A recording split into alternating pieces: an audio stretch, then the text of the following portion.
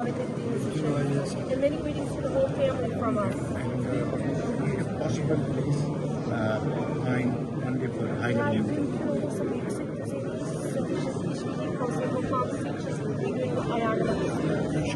And I brought mangoes.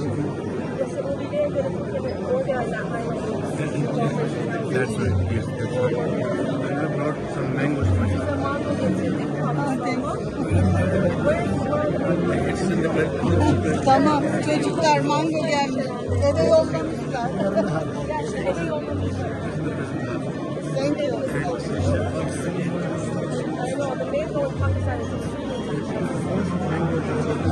I will send in 10 days 200 bags. Çok teşekkür ederim. Sağ olun. Half for you, half for my brother. Oh, thank you. My wife will bring me.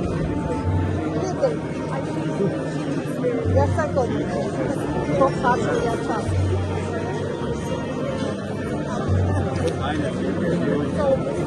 This time it's not very sweet. Okay.